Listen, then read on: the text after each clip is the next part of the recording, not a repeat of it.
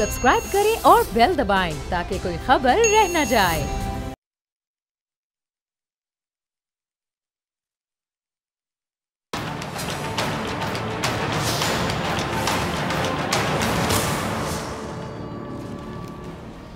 अस्सलाम वालेकुम नाजरीन, मैं हूं डॉक्टर फ़िज़ा अकबर ख़ान और मैं हूं पाकिस्तान और आप देख रहे हैं पाकिस्तान के सबसे बड़े न्यूज़ चैनल का नंबर 1 प्रोग्राम ऐसे नहीं चलेगा। नाज़रीन, हुकूमत और अपोजिशन, अगर मैं कह दूं कि एक ही सिक्के के दो रुख हैं तो आप अग्री करेंगे? दोनों का काम एक ही है, मुल्क और अवाम की खिदमत करना, और जो कह रहे हैं खिदमत ही कर रहे होंगे यकीनी तौर पे। हम आए रोज़ अपोजिशन की जानिब से सुन रहे हैं कि जी मुल्क दिवालिया हो गया, मुल्क तबाही की जानिब जा रहा है, बल्कि तबाह हो गया, मुल्क को IMF के पास गिरवी रखवा दिया गया, मुल्क में 1 रुपए का काम नहीं हुआ, मसाइल बढ़ रहे हैं, वसाइल कम हो रहे हैं, कारकर्दगी 0.0 है, कोई पुरसाने हाल नहीं है। पत्थर उठाओ तो मसला निकलता है, हू का आलम है, क़यामत सुगरा बरपा होने के करीब है, लोग मर रहे हैं, भूख और गुर्बत बढ़ती जा रही है। इसमें कोई शक नहीं कि महंगाई बहुत है, कर्जा भी है और उतारना भी है। किसने? मैंने और आपने, हमने। हुकूमत के कई फैसलों पर इख्तलाफात भी हैं, हुकूमत के कई वादे वफा होने का हमें इंतज़ार भी है। कल और आज भी पार्लियामेंट में खदशा जाहिर किया गया, हुकूमत पर तनकीद की गई कि उसने इस 1.5 साल में अवाम और मुल्क के लिए कोई काम किया ही नहीं है। तनकीद करना, मैं हमेशा कहती हूँ कि हक है और जमहूरी मुल्क में तनकीद होनी भी चाहिए। इख्तिलाफ राय ही जमहूरियत का हुस्न कह दें, खूबसूरती कह दें, कहलवाते हैं। लेकिन तनकीद करते करते अगर आप हक़ाइक़ नज़रअंदाज करना शुरू कर दें तो क्या ये मुनासिब बात है? बिल्कुल भी नहीं है, ये बहुत नामुनासिब बात है जो आप लोग कर जाते हैं। आज प्रोग्राम का आगाज़ करूँगी मैं कुछ ऐसी ख़बरों के साथ। मुल्क का तिजारती खसारा 20 अरब डॉलर था, जो कम होकर सिर्फ 2 अरब डॉलर रह गया। अब ज़रा गौर से सुनिएगा नाज़रीन, PIA जिसका खारा 38 अरब डॉलर था, 38 अरब डॉलर था, जो कम होकर 17 अरब रह गया है। पाकिस्तान अब FATF की ग्रे लिस्ट से निकलने के करीब भी पहुंच चुका। चीनी कंपनी है जी टेमेस्को, जिसने पाकिस्तान के ट्रांसपोर्टेशन सेक्टर की तंजीमें नो और इसे डिजिटलाइज करने का इरादा जाहिर किया, जिसके लिए वो कंपनी 600 मिलियन की सरमायाकारी करेगी। सही सुना आपने, 600 मिलियन, 600 मिलियन। हुकूमत की जानिब से वीज़ा पॉलिसी में नरमी और ऑनलाइन सिस्टम की बदौलत गुज़श्ता 6 माह के दौरान पाकिस्तानी जो वीज़े के लिए है वो जी 89,788 89,788 दरख्वास्तें मौसूल हुई हैं, जिनमें सिर्फ सेहत के लिए, अगर मैं सिर्फ सियाहत की बात करूं तो 24,700 दरख्वास्त गुजार थे। बाकी दरख्वास्तें कारोबार और फैमिली विजिट के लिए थीं। ज़र मुबादला के ज़खायर की अगर मैं बात करूं तो 35 करोड़ 90 लाख डॉलर के इजाफे के साथ 18 अरब 64 करोड़ डॉलर हो चुके हैं। बैरून मुल्क पाकिस्तानियों ने इमरान खान के दौरे हुकूमत के 1 साल में साबिका हुकूमत के मुकाबले 300 अरब रुपए ज़्यादा भेजे हैं। मौजूदा हुकूमत की कोशिशों की वजह से कह लें कि जो मशहूर एक ट्रैवल वेबसाइट है जी, टूरिज़म के हवाले से पाकिस्तान को उन्होंने पहले नंबर पर करार दिया है। फोर्ब्स ने पाकिस्तान को छुट्टियां गुजारने के लिए दुनिया की 10 बेहतरीन जगहों में से, टॉप 10 बेहतरीन जगहों में से एक करार दिया। बड़ी अचीवमेंट है मेरे ख्याल से। और वर्ल्ड बैंक ने ईज़ ऑफ डूइंग बिजनेस की फहरिस्त में पहले 10 ममालिक में, टॉप 10 ममालिक में, कंट्रीज़ में शामिल कर लिया है। मुल्क की बरामदात की अगर बात करूँ तो इसमें 5% इजाफा हुआ। मुल्क का जो करंट अकाउंट 80% कम हुआ और गैर मुल्की सरमायाकारी में 111% इजाफा हुआ है। स्टॉक मार्केट में बैठे सरमायाकारों को एतमाद भी मिला, कॉन्फिडेंस मिला, और बड़ी बात होती है किसी का कॉन्फिडेंस बहाल हो। और 4 माह के दौरान 13,000 पॉइंट्स का इजाफा देखने में आया। बैनुल-अक़वामी एजेंसी मोडीज़ ने पाकिस्तान की जो रेटिंग है उसे मनफी से दोबारा मुस्तहकम करने का ऐलान कर दिया और IMF ने भी पाकिस्तानी मईशत बेहतर होने की तस्दीक कर दी है। पाकिस्तान में पहली बार मुसाफिरों और बेसहारा लोगों के लिए कई शहरों में लंगर खाने भी खोले गए। बहरहाल तनकीद करने वालों ने इस बात पे भी तनकीद की, हालांकि तनकीद करने वाली बात नहीं थी। शेल्टर होम्स भी बनाए गए। टैक्स कल्चर के फ़रोग के लिए हुकूमत ने ना सिर्फ तनकीद बल्कि एहतजाज भी बर्दाश्त किए, लेकिन हुकूमत डटी रही और मौजूदा हुकूमत में टैक्स गोशवारे जमा करवाने वालों की तादाद में 8 लाख अफराद का इजाफा हुआ और ये तादाद 10 लाख से 27 लाख तक पहुंच गई है। जुलाई 2019 की बात करूं, अगर जुलाई 2019 से लेकर अब तक फॉरेन एक्सचेंज रिजर्व की बात करूं तो इसमें 50% इजाफा हुआ। शॉर्ट टर्म लाइबिलिटीज़ को ख़त्म किया गया, लेकिन इसके बावजूद ऑपोजिशन हुकूमत की परफॉर्मेंस को, कारकर्दगी को और मुल्क को किस जाविये से देखती है, ज़रा वो जाविया भी देख लीजिए। इस हुकूमत ने जो विक्टिमाइजेशन शुरू की है, इस हुकूमत ने जो इंतकामी एजेंडा शुरू किया है, आज उससे 5 लाख के इन्वेस्टर से लेके 5 अरब का इन्वेस्टर जो है, हर कोई मईशत से अपना सरमाया निकाल चुका है। पाकिस्तान की मईशत से सरमाया का ही फरार नहीं हो रहा जनाब स्पीकर, आज पाकिस्तान की मईशत से टैलेंट का भी फरार हो रहा है। पाकिस्तान के नौजवान इन हालात से मजबूर होके यूरोप, अमेरिका, ऑस्ट्रेलिया इमिग्रेशन लेने पे मजबूर हो रहे हैं, और ये वो नुकसान है। आप पैसे के नुकसान को पूरा कर सकते हैं, लेकिन जब आपके मुल्क से टैलेंट चला जाए तो आप उस टैलेंट को दोबारा लाने के लिए बहुत देर तक इंतजार करना पड़ता है। बहुत देर मैंने एहसन इकबाल साहब की इस गुफ्तगू पर गौर किया। अगर ये मान भी लिया जाए कि हुकूमत ने अपोजिशन के कुछ अफराद को किसी भी इल्ज़ाम की वजह से गिरफ्तार किया है, तो भाई साहब इससे मईशत का क्या ताल्लुक है, मैं आपसे पूछना चाहती हूँ। हर मुल्क में करप्शन पर जेल ही होती होगी ना, गले में हार तो कोई नहीं पहनाता होगा फूलों के कि शाबाश बरखुरदार तुम करप्शन करके आए, आओ तुम्हें हार पहनाऊं। जेल में जाएगा ना करप्ट बंदा। हर जमहूरी मुल्क में अगर सियासतदान पर या किसी कारोबारी शख्स पर माली खुर्द-बुर्द का इल्ज़ाम हो तो उसको अपना दिफा भी करना पड़ेगा, जाहिर बात है, और उससे कानून सवाल पूछेगा, करेगा। बल्कि जिस मुल्क में कानून फाल होता है वहाँ तो सरमायाकारी भी ज़्यादा होती है, क्योंकि लोगों को फ्रॉड का डर होता ही नहीं है। लोगों को डर नहीं होता कि उनके पैसों का गलत इस्तेमाल भी हो सकता है या किया जाएगा। लेकिन फिर जब मैंने एहसन इकबाल साहब की जो ऐनक लगाई, जो उनकी ऐनक है रस्तू वाली, वो लगाकर जब मैंने हालात को देखा तो वाकई हालात बहुत बुरे नज़र आए। एहसन इकबाल के मुताबिक हुकूमत की विक्टिमाइजेशन की वजह से सरमायाकारी क्या कहते हैं, रुक गई है, ये कहते हैं ना। एहसन इकबाल साहब अपनी जगह शायद दुरुस्त हैं, क्योंकि इस मुल्क में सरमायाकारी करता कौन था। अब ज़रा गौर से सुनिएगा नाजरीन भी हैरान होंगे कि एहसन इकबाल साहब की इस गुफ्तगू पे फ़िज़ा कह रही है दुरुस्त हैं। इस मुल्क में सरमायाकारी करता कौन था? जो सियासतदान था वो सरमायाकारी करता था। जो जितना बड़ा पब्लिक ऑफिस होल्डर था वो उतना ही बड़ा सरमायाकार था मेरे प्यारे वतन पाकिस्तान में। इस मुल्क में पोल्ट्री फार्म से शुरू हो जाएं और शुगर मिल्स तक चले जाएं, पोल्ट्री फार्म से लेके शुगर मिल्स तक उसी शख्स की हैं जो इस मुल्क में पब्लिक ऑफिस होल्डर रह चुके हैं। मतलब छोटा मोटा बंदा पोल्ट्री फार्म या फिर शुगर मिल नहीं बना सकता। इसलिए जब वो शख्सियात जेल गईं तो फिर उनके बिजनेस जो थे वो बंद हो गए। सिंपल सी बात है। उनको नैब ने तलब किया तो उनके कारोबार पर असर पड़ा। वो असर अच्छा तो नहीं था, बुरा असर पड़ा। उनसे सवाल किया गया उनके कारोबार के मुतालिक, तो उन्होंने जवाब देने के बजाय क्या कहा, साजिश हो गई, साजिश हो गई, साजिश हो गई। यानी साजिश का राग अलापना शुरू कर दिया। इसलिए एहसन इकबाल साहब को ऐसा लग रहा है कि मुल्क में सरमायाकारी बंद हो गई। लेकिन यह है अधूरी बात। मुकम्मल बात क्या है? मुकम्मल बात यह है कि मुल्क से इस सरमायाकारी का खात्मा हो रहा है जिसका ज़रिया सियासत थी। वो वाली सरमायाकारी ख़त्म हो रही है जिसका ज़रिया सियासत थी। मुल्क में वो सरमायाकारी बंद हो रही है जो सियासत के बगैर अधूरी थी।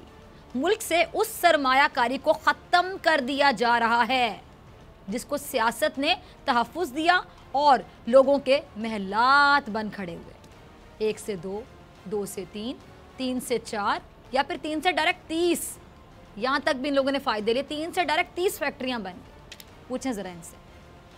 मुल्क से ऐसी सरमायाकारी का ख़ात्मा किया जा रहा है जिसमें सरमायाकार का सरकारी ओहदे पर होना बहुत ज़रूरी है, और पाकिस्तान को ऐसी सरमायाकारी की ज़रूरत भी नहीं है। न ऐसे सरमायाकार की ज़रूरत है। मैं यकीन से कहती हूँ जो सियासत करे तो कारोबार के लिए करे, अपनी जेब में गर्म करने के लिए बने, अपनी जायदादों को मल्टीप्लाई करने के लिए बने करे, और अपनी जायदाद 3 से 4 और 4 से 40 करने के लिए करे। जो इक़्तिदार में जाए तो उसका बिजनेस 4 गुना बढ़ जाए। इस कौम को नहीं है ज़रूरत ऐसे सरमायाकार की जो इक़्तिदार में हो तो फिर उसकी लोहा बनाने वाली कंपनी अचानक सोना उगलना शुरू कर दे, और जो मुल्क की इकलौती हमारी स्टील मिल है उसका दिवालिया निकल जाए। नहीं चाहिए इस मुल्क को ऐसा सरमायाकार जो वज़ीर आज़म अगर बन जाए तो उसके बच्चे कम उम्री में अरबपति बन जाए। वो बच्चे जिनको बोलना नहीं आता वो अरबपति बन जाए, सिर्फ इसलिए कि अब्बा जी वज़ीर आज़म है पाकिस्तान के। और कौम के बच्चे जो कि टैलेंटेड हैं, किसी चीज़ में पीछे नहीं है, नंबर लेते हैं, अच्छे मार्क्स लेते हैं, टॉप तक करते हैं, वो भूखे मर जाए, उनको नौकरियाँ तक ना मिले। दूसरी बात जो एहसन इकबाल साहब ने की वो भी निहायत अहम थी। एहसन इकबाल साहब बोले और अहम बात ना हो, ऐसा कैसे हो सकता है? क्या बोले ज़रा देखिए। इनसे जब पूछते थे, जब तनकीद करते थे, इनके पास एक जवाब होता था कि हुकूमत और फौज एक पेज पे हैं।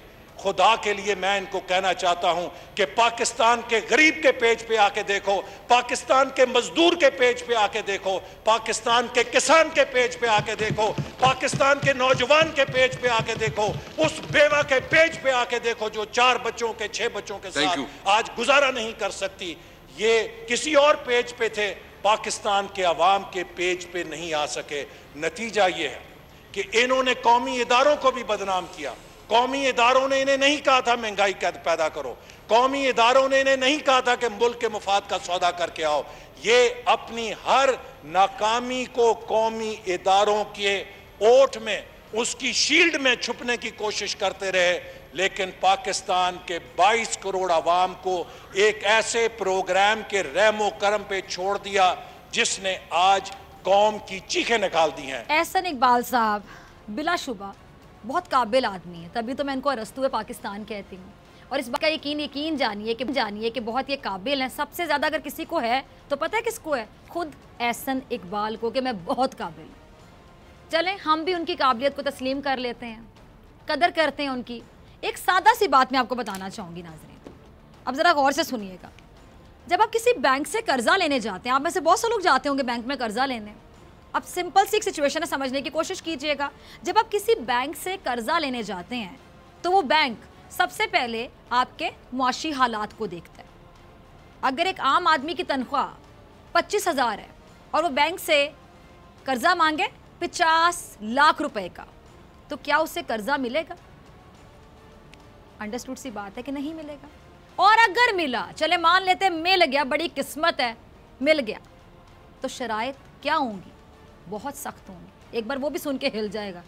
इंतहाई सख्त शराइत के साथ उसको कर्जा मिलेगा। चलो उसके लिए ये भी खुशी होगी कि मिल गया, अब शर्तें पूरी कर लेते हैं, क्योंकि मुझे तो ये लग रहा था मिलेगा भी नहीं। पहली बात, क्योंकि जिस आदमी की तनख्वाह 25,000 हो, बैंक उसको 50 लाख का लोन नहीं देगा, और किसी ना किसी सिफारिश के तहत अगर दे भी दिया तो उसका सूद बहुत ज़्यादा रखेगा। अपनी मनपसंद शराइत के मुताबिक उस शख्स को कर्जा देगा वो बैंक। शराइत उस शख्स की नहीं होंगी, इनको ये बात समझ नहीं आती। शराइत होंगी कर्जा देने वाले बैंक की, क्योंकि आप मांग रहे हैं, बैंक दे रहा है। अब कर्जा लेने वाला शख्स जिसके घर का दिवालिया होने वाला है, अब उस शख्स की भी बेचारे की सिचुएशन समझें। ऐसा शख्स जो कर्जा ले रहा है, अपनी इनकम से बहुत ज़्यादा कर्जा ले रहा है, सख्त शराइत पर, उसके घर का दिवालिया होने के करीब है, जिसके बच्चे सड़क पर आने वाले हों, उसकी मजबूरी होगी कि वो हर शर्त कबूल करे और किसी ना किसी तरह बैंक से एटलीस्ट कर्जा ले ले, चाहे कोई भी शराइत हो, और अपना घर बचा ले। पहली तरजीह उसकी यही होगी, प्रायोरिटी यही होगी। IMF एक बैंक है, जो मुल्क उसके पास कर्जा लेने जाता है, IMF सबसे पहले उस मुल्क की मुआशी हालत देखता है। जितनी अच्छी मुआशी हालत उतनी आसान शराइत, और जितनी बुरी मुआशी हालत उतनी ही सख्त शराइत। ये सिंपल सी बात है। जब मुस्लिम लीग नून ने हुकूमत छोड़ी थी तो पाकिस्तान की मुआशी हालत क्या थी? मैं तमाम नाजरीन से पूछती हूँ। सवाल ये है, जब मुस्लिम लीग नून की हुकूमत IMF के पास गई, उस वक्त $2.5 अरब करंट अकाउंट खसारा था। फॉरेन रिजर्व की अगर हालत देखें तो बेहतर थी। पीपल्स पार्टी की हुकूमत में GDP का टोटल कर्जा 58% था, 58%। जब पीपल्स पार्टी की हुकूमत गई तो ये खसारा 63% यानी 63% था।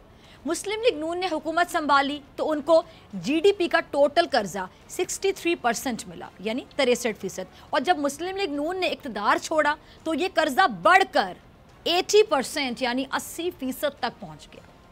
एक घर 80% मकरूज है और साथ करंट अकाउंट खसारा 20 अरब का हो और फौरन ज़खायर कम तरीन सतह पर हो, आप डिफ़ॉल्ट की जानब जा रहे हैं और आप उस हालत में किसी से कर्जा मांगने चले जाएं तो फिर कर्जा किन शराइत पे मिलेगा, उसका अंदाज़ा एहसन इकबाल साहब को मैं यकीन से कहती हूँ होगा। और ये लोग जो बोल रहे होते हैं ना, इनको खुद पता है गलत बात कर रहे हैं ये। दूसरी बात, मुल्क की मईशत का ये हाल किसने किया? इस साबिका हुकूमत ने, जिसका हिस्सा खुद ये अरस्तुए पाकिस्तान एहसन इकबाल साहब थे। और मौजूदा हुकूमत को अपनी आइनी मुद्दत के दौरान, ये भी ज़रा सुन लें, 12,261 अरब रुपए, और जबकि अगर मैं 28.2 अरब डॉलर बैरूनी कर्जे की बात करूँ, ये मुल्की मैंने आपको कर्जा बताया 12,261 अरब रुपए मुल्की, जबकि 28.2 अरब डॉलर बैरूनी कर्जा वापस करना होगा। ये एहसन इकबाल साहब जिस हुकूमत का हिस्सा रहे, उसका एक और बड़ा कारनामा था ऑरेंज लाइन ट्रेन। नाम तो सुना होगा आप सब ने, जिसको शहबाज शरीफ साहब ने अपनी इंतखाबी मुहिम में बहुत बेचा। वो इंतखाबी मुहिम भी आपने देखी होगी और किस तरह बेचा वो भी आपको अच्छी तरह से वाकिफ़ होंगे। अब इस पर ज़बरदस्ती मैं कह दूँ कि दाद वसूल करना चाहिए इन्होंने तो गलत नहीं होगा। और उस मंसूबे की फजीलत बयान करते करते शहबाज शरीफ थकते नहीं थे।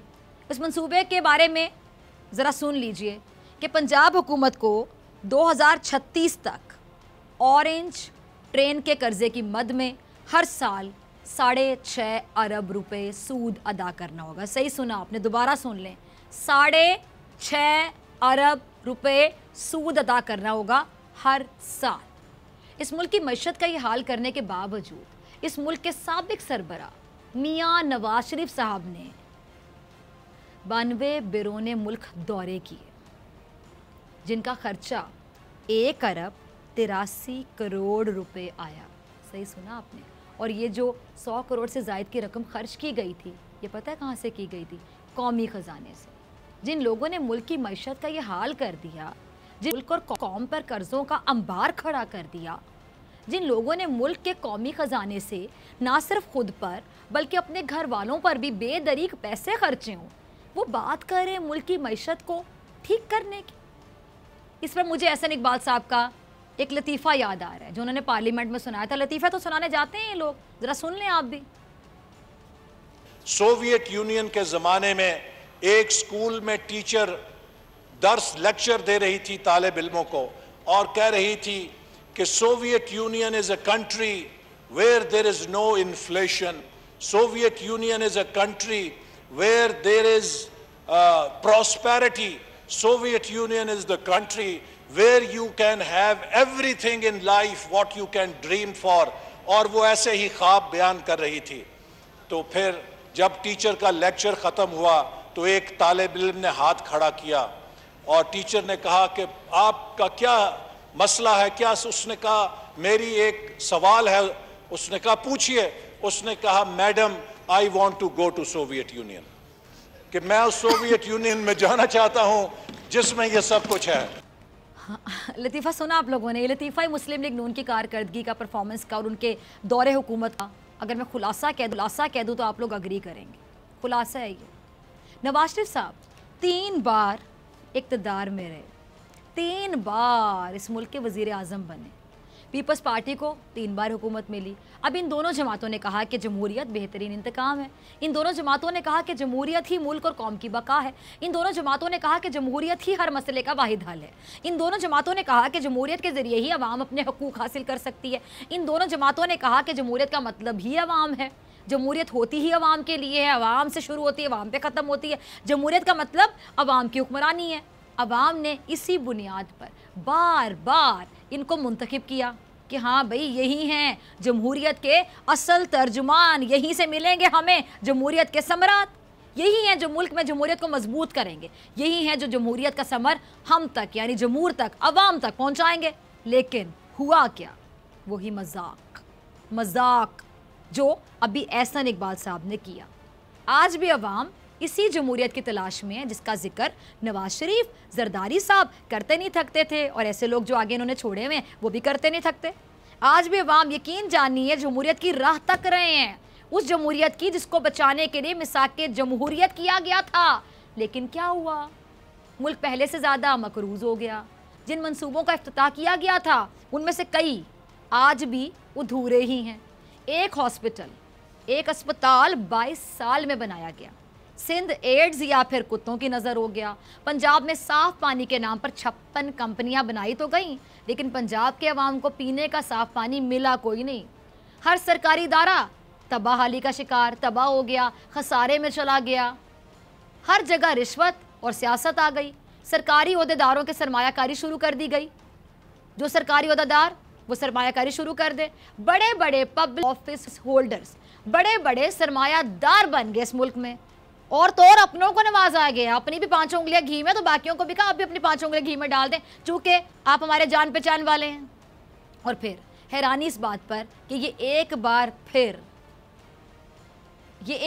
फिर हुकूमत करने के ख्वाहिशमंद है। हैरत की बात यह कि इन जैसे काबिल अफराद को मुल्क में कुछ मस्बत नज़र आता ही नहीं। और हैरानी की बात यह भी कि जो लोग इनका कर्जा उतार रहे हैं उन पर यह तनकीद कर रहे हैं। मेरी इन तमाम अफराद से आज ये दरख्वास्त है कि हुकूमत और अपोजिशन के खेल से बाहर निकल कर अवाम के बारे में सोच लें। आपको 3 बार मौका मिला, 3 बार कम नहीं होता, 3 बार किसी पे किस्मत मेहरबान हो जाए बड़ी बात। दोनों पार्टियों को 3-3 बारियां मिली, ऐसा ही है। आप हुकूमत तो सही से कर नहीं सके, उसका सबूत है कि अब आप लोग हुकूमत में नहीं हैं, आपको वोट नहीं मिला। कम से कम ऑपोजिशन तो ठीक तरीके से कर लें, ऑपोजिशन तो सही तरीके से कर लें। महंगाई है, मैं बार बार कहती हूँ, आज भी कहूँगी, इसमें कोई शक नहीं है। लेकिन इस महंगाई को वजह बनाकर आप लोग अपनी सियासत ना चमकाएं, आप इस महंगाई का हल बताएं। इतनी मोहब्बत है ना पाकिस्तान की आवाम से, तो मसला हल करें। एक अच्छा डॉक्टर कौन होता है नाज़रीन? जिसके पास आप जाते हैं, आप कहते हैं जी मुझे ये प्रॉब्लम है, आप अपना प्रॉब्लम बताते हैं, आपको डायग्नोस करता है, तो आपको दवा भी देता है ना। वो ये तो नहीं कहता अरे आपको तो टीबी हो गई, अब क्या होगा? वो आपको कहेगा हौसला रखें, इलाज है, अद्वियात हैं, इलाज हो जाएगा।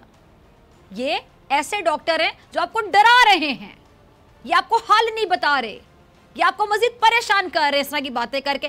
कोई मोहब्बत नहीं है तुम लोगों को आवाम से। मैं अलान ये बात कहती हूँ, मोहब्बत हो तो हल बताओ। अपनी अपनी कुर्सी, अपनी अपनी सियासत की जंग लड़ रहे हो आप लोग। आप इस महंगाई का हल क्यों नहीं बताते? महंगाई है, महंगाई है, महंगाई है, किसको नहीं पता कि महंगाई है? सबको पता है महंगाई है। हल क्या है, सोल्यूशन क्या है, कैसे खत्म होगी महंगाई, ये बताएं।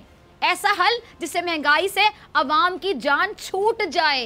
एहसान होगा आपका अवाम पर, आपके मुल्क पर और अपनी सियासत पर। ना कि आपको ऐसी बातें कि आप सिर्फ अपने आप को रिलीफ देने की बात करें या दूसरे को गंदा करने की बात करें। ना कि आपके कायदीन को रिलीफ मिले और आपको रिलीफ मिले, ना कि आपके सियासी फ़ायदे हों। आप प्लीज़ अवाम के बारे में सोचें। अगर आप वाकई अवाम से मोहब्बत करते हैं ना, अब ज़बानी कलामी लोगों को तो, बात करने वालों को, नाज़रीन भी मेरे ख्याल से जितने पाकिस्तानी अवाम मुझे देख रहे हैं वो भी रिजेक्ट कर देंगे। अब ये टाइम आ गया है, अब कहें प्रैक्टिकली करें। जो प्रैक्टिकली करेगा अवाम उसके साथ होगी। ज़बानी जमा खर्च करने वालों को जो मैं अक्सर कहती हूँ, अवाम ने खुडे लाइन लगाया वोट ना दे के, आइंदा भी लगाएगी अवाम खुडे लाइन, क्योंकि अब ऐसे नहीं चलेगा। मिलते हैं ब्रेक के बाद, और ब्रेक के बाद हमारे साथ मौजूद होंगे ब्रिगेडियर रिटायर्ड हारिस नवाज साहब।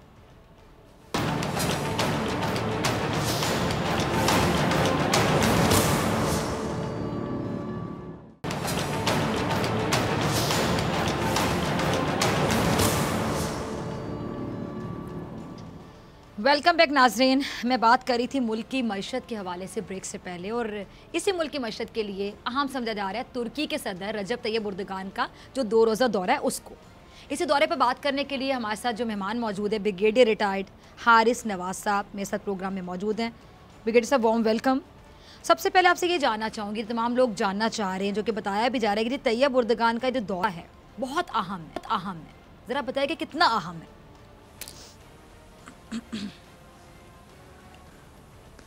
देखें डॉक्टर फिजा, बात ये है कि इस लिहाज से भी अहम है कि आपके सामने एक जो कोलमपुर में एक समिट थी, वो किसी वजह से हमारे प्राइम मिनिस्टर वहाँ ना जा सके, जिसकी वजह से थोड़ी सी मिसअंडरस्टैंडिंग भी हुई। इसीलिए प्राइम मिनिस्टर पाकिस्तान मलेशिया गए और वहाँ पर महातीर को उन्होंने बड़े अच्छे तरीके से सारा एक्सप्लेन किया and he was more satisfied.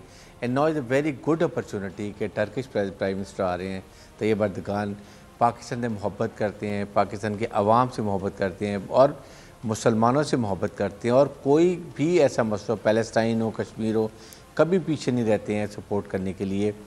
तो एक ये प्राइम मिनिस्टर के लिए बड़ी अपॉर्चुनिटी है कि यहाँ आएंगे, ज़ाहिर है पर्सनल एक इंटरेक्शन होता है, सारी चीज़ें क्लियर हो जाती हैं, और अपना विजन जो है वो भी है, उनकी सोच है कि एक इस्लाम फोबिया जो एक चल रहा है, इसके लिए एक इंग्लिश चैनल भी बना रहे हैं पीस और अमन के लिए कि इस्लाम क्या है, उसका एक्सप्लेनेशन के लिए, वो भी मेरे ख्याल में होगा। और साथ ही साथ बहुत ही तजारती इस वक्त मुआहदे किए जाएंगे जो पाकिस्तान और टर्की को करीब लाने में बहुत अहम किरदार अदा करेंगे। तो इन चीज़ों के लिहाज से ये विज़िट बहुत अहम है। और साथ ही इसके साथ ही आप देखेंगे एंड में जो है प्रेसिडेंट ट्रंप जो है वो इंडिया जा रहे हैं।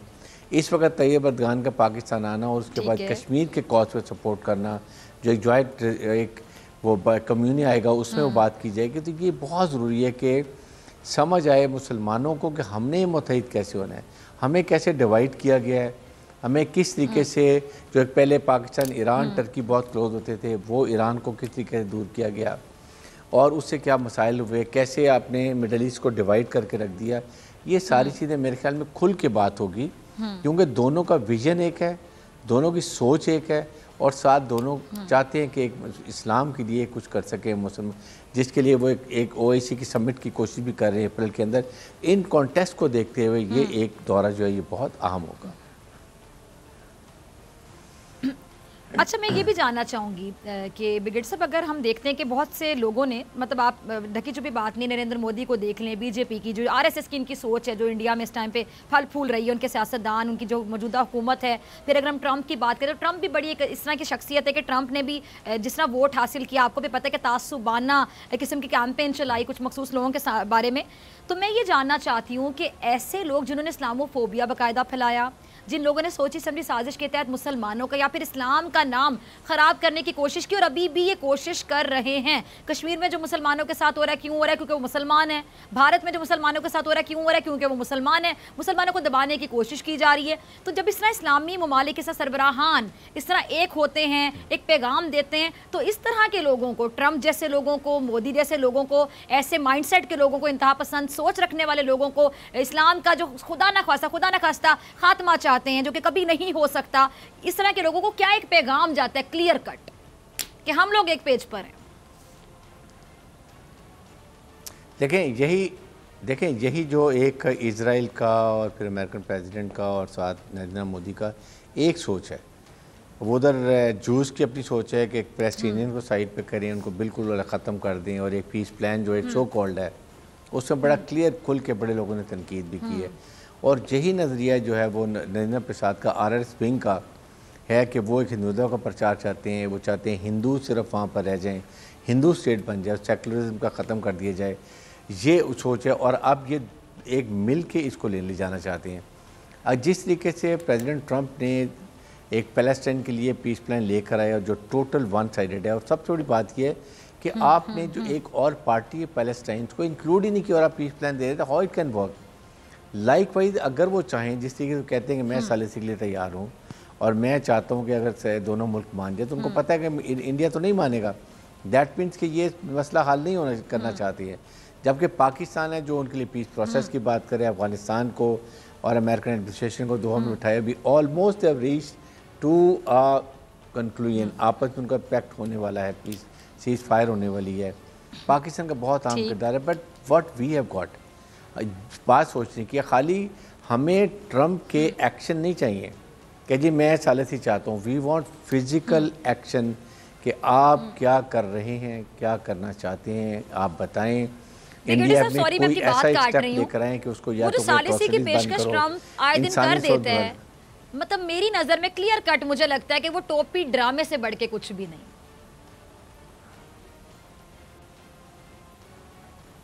यही मैं बात कर रहा हूँ ना। देखें, मैं यही कह रहा हूँ कि एक आपको फिजिकल एक्शन चाहिए कि क्या आपने नरेंद्र मोदी को ये कहा कि आप लॉकडाउन वो फिजिकल एक्शन तब होगा ना जब टोपी ड्रामा नहीं होगा। सीधा सीधा ड्रामा करता है ट्रंप। ऊपर जुल्म करे वो बंद करो। So these are the things. तो ये इसकी वजह से अब एक वाहिद इस वक्त आप देखें तो माहितीर मोहम्मद, तैयब अर्दगान और prime minister Pakistan, they are the one जो इकट्ठा कर सकते हैं। अगर कहीं हमारे मिडल ईस्ट के कंट्रीज़ के भाइयों को समझ आ जाए तो फिर ये बहुत बड़ा होगा, लेकिन वो कभी भी नहीं चाहेंगे। शिया सुन्नी डिवाइड जो लेके चल रहे हैं उसके बहुत मकासद है, जिसमें वो बड़ी सख्ती से अमल भी कर रहे हैं और कामयाबी भी। अच्छा ब्रिगेडियर साहब, एक और बात, अच्छा जब से ये गवर्नमेंट आई है, पीटीआई की गवर्नमेंट, इस पर बड़ी तनकीद की जाती है ऑपोजिशन की जानिब से। 3-3 बारियां इन लोगों ने ली। अपने इस ज़माने में उन्होंने क्या किया, अपने दरबार में क्या किया, क्या दिया जमहूरियत के नाम पे। जमहूर को आपके सामने किसी से ढका छुपा नहीं है। अच्छा दूसरे ममालिक के साथ पाकिस्तान के ताल्लुकात हैं, आपने देखा होगा कि जब से पीटीआई की गवर्नमेंट आई उसमें काफ़ी बेहतरी आई है बाकी ममालिक से ताल्लुकात में। इसमें एक सवाल मेरा ये कि फ़ॉरेन मिनिस्ट्री का कितना किरदार है हमारी फ़ॉरेन पॉलिसी। और शाह महमूद कुरैशी साहब पहले भी फ़ॉरेन मिनिस्टर रह चुके थे, लेकिन तब लीडरशिप इमरान खान की नहीं थी, अब बड़े दबंग दिखाई देते। तो क्या लीडरशिप मैटर करती है? दूसरी चीज़, हमने देखा कि पहले जो हमारे हम पे हुक्मरानी करने वाले वज़ीर आज़म, सदूर, जितने भी लोग रह चुके हैं, जरदारी साहब की बात कर लूँ, नवाज शरीफ की बात कर लूँ, नवाज शरीफ की खासतौर पे बात कर लूँ, तो उन्होंने ताल्लुकात ममालिक के ममालिक से नहीं बनाए, अपनी पर्सनल दोस्तियाँ ही निभाई। और दोस्तियाँ भी कैसे? मोदी जैसा तो उनका दोस्त था।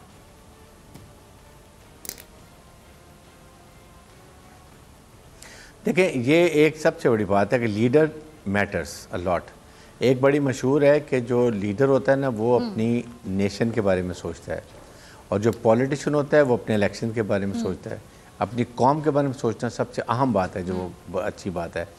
और ये अभी इस वक्त खुदा का शुक्र है कि पाकिस्तान का हमारे पॉलिटिशियंस ऑलरेडी से जो रहे हैं वो अपने बैंक अकाउंट्स के बारे में भी सोचते रहे, और वो है ज़ाहिर है कि प्राइम पर्सनल देखे ना, बात यह है कि आपकी पर्सनल ज़ाती interest, business interest, party interest on one side. सबसे बड़ी बात है कि पाकिस्तान का इंटरेस्ट, पाकिस्तान के कौमी इंटरेस्ट, पाकिस्तान का एम, ऑब्जेक्टिव क्या है, वो कैसे लेकर चलना है, जो कि प्राइम मिनिस्टर पाकिस्तान ने इस वक्त बहुत अच्छे तरीके से, यूनाइटेड नेशन की बात कर लें या कहीं और कॉन्फ्रेंस होती है, बहुत ही अच्छे तरीके से, ऐसे तरीके से उन्होंने किरदार अदा किया, कश्मीर को उजागर किया। लेकिन उसके साथ मुझे एक सिर्फ जो कमी नज़र आती है वो ये कि फॉलोअप उसका बहुत अच्छा नहीं है, और वो प्राइम मिनिस्टर का काम नहीं है, वो उनकी टीम का काम है, फॉरेन ऑफिस का काम है कि how many time Shah Mahmood Qureshi को चाहिए कि वो बाहर निकलें।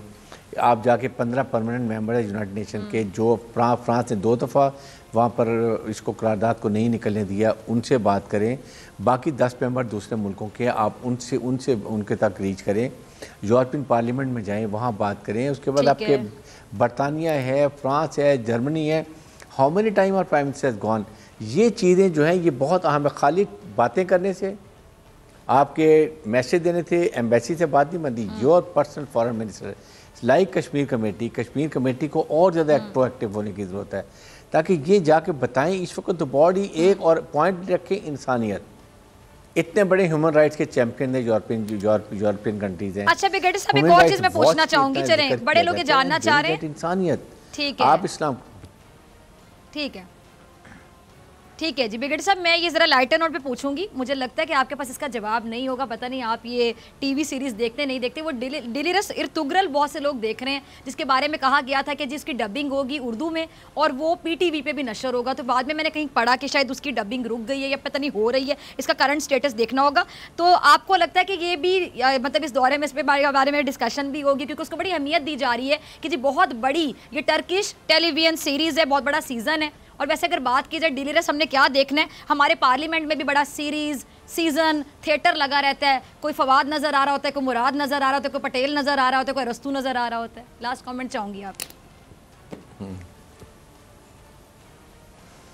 देखिए, आई एम श्योर कि टर्की प्राइम मिनिस्टर आए हैं तो वो ज़रूर इस सीरीज़ का जिक्र करेंगे। और ये पाकिस्तान के लिए पहले भी आपने याद हो कि सब लोग ड्रामा सीरियल टर्की के थे वो छोड़ के बैठ जाते थे, हर काम रुक जाता था जब उसका टाइम होता था। एंड लाइकवाइज ये ज़रूर आना चाहिए। इससे आपके मुल्क में एक दूसरे से इंटरेक्शन, अंडरस्टैंडिंग, मोहब्बत, ये चीज़ें बढ़ती हैं। Turkey time tested like China, और Pakistan time tested friend of Turkey है। मोहब्बत दोस्तों, आप कभी टर्की जाएँ तो वहाँ जाके देखिए उनका रिएक्शन क्या होता है। आप कभी उम्रे में जाएँ तो आप बता दें कि आप पाकिस्तान थे, उनका एटीट्यूड देखें। ये चीज़ें इनको हमने कंटिन्यू रखता है, जो कि दूर करने की कोशिश की जाती है। सेकंड बात यह है कि ये parliament conveys a very wrong message. आप अभी पर्सनल अटैक कर रहे हैं, असेंबली सेशन हो रहे हैं, महंगाई के ऊपर बात नहीं, कोई महंगाई की बात नहीं कर रहा, सब पर्सनल बात कर रहे हैं। फिर सेकंड एक और बात के बारे में बात नहीं करनी, पर्सनल अटैक करने लोगों ने, ठीक है, इनसे पता चलती इनकी सीरियसनेस। ठीक है ब्रिगेडियर साहब, बहुत शुक्रिया आपके वक्त के लिए, आपके तजज़िये। ब्रेक पे जाने, ब्रेक से आने के बाद सदीक जान हमारे साथ मौजूद हो। अगर हम बात करेंगे कि सोशल मीडिया पर भी क्या कदगन लगाने का फैसला कर लिया गया, मजीद जानेंगे सदीक जान से ब्रेक के बाद।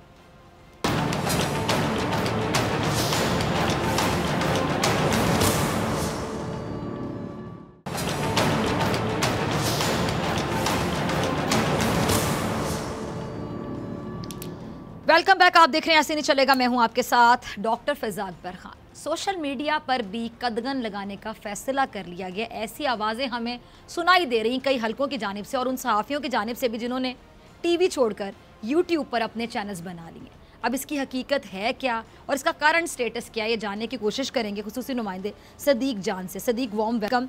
सदीक की खबर तो पहले बताएं कि किस हद तक सही है, क्या वाकई सोशल मीडिया पर कदगन लगाई जा रही है, इसका करंट अभी स्टेटस क्या है?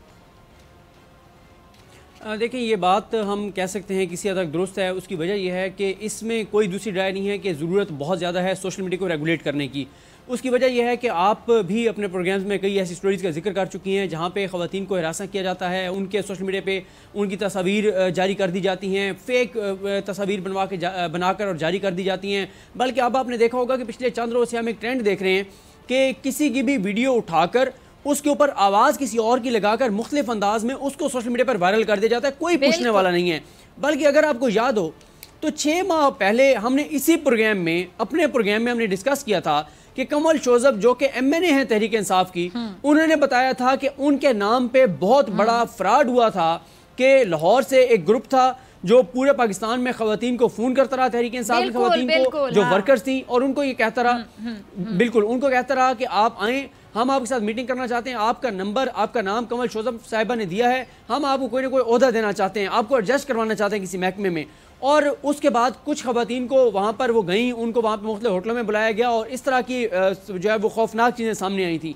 उसके बाद कमल शोजब दरख्वास्त देती हैं, कोशिश करती हैं और उनकी तमाम तर कोशिशों के बावजूद कुछ भी नहीं हुआ था। आप अंदाज़ा लगाइए कि एक MNA भी बेबस थी। और फिर अब ये देखें कि हमारे यहाँ है क्या कि हमारे यहाँ पहले जो साइबर कवानीन है उनके ऊपर, साइबर क्राइम के ऊपर, कवानीन के ऊपर अमल ही नहीं होता। बल्कि ये भी एक वाक़या सामने आया था कि एक लड़की ने, जिसको हरासा किया जा रहा था किसी शख्स की जानिब से, उसने जब एक इदारे को कंप्लेंट की तो उसने बाद में बताया कि वो शख्स तो बाज आ गया जो तंग कर रहा था, जिसको कंप्लेंट की वो मेरे पीछे पड़ गया। मतलब ये हालत है। तो बात ये है, अब हुकूमत ने क्या किया, ये जिसने भी इस हुकूमत को मशवरा दिया है वो बिल्कुल इनका दोस्त नहीं है।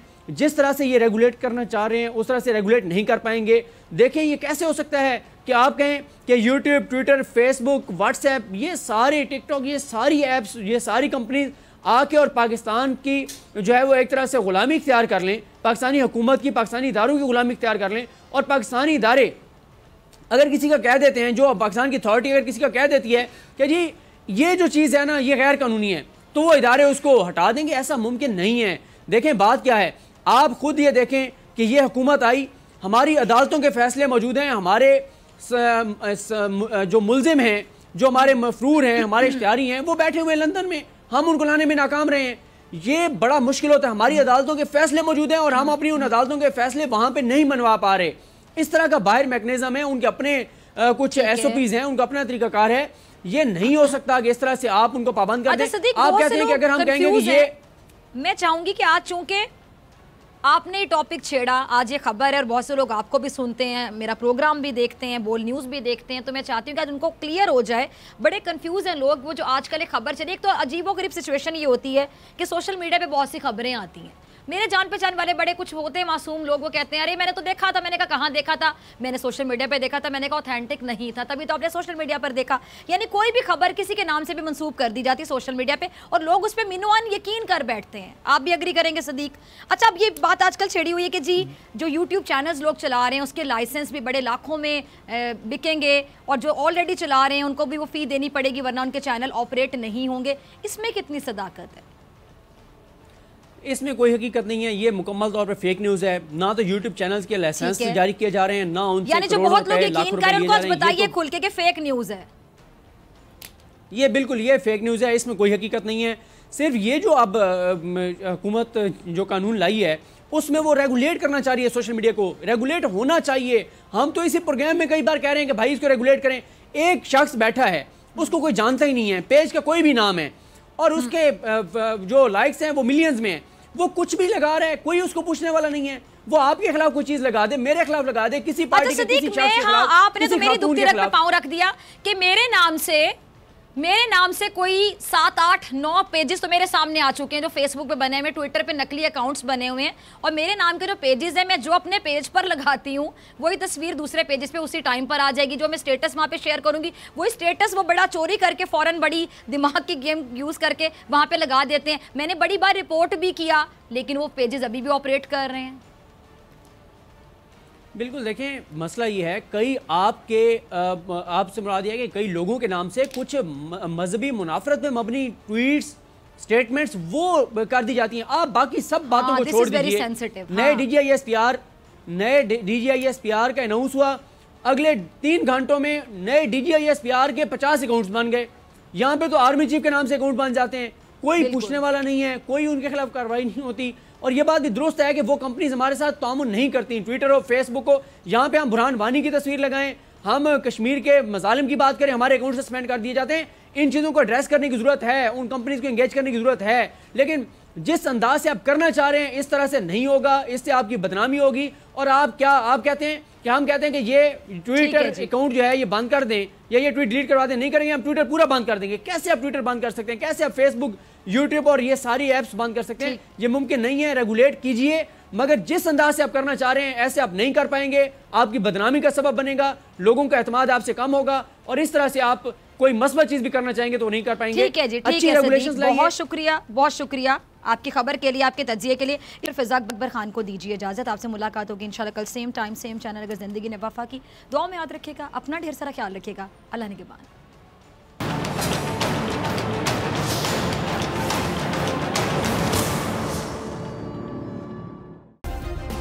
सब्सक्राइब करें और बेल दबाएं ताकि कोई खबर रह न जाए।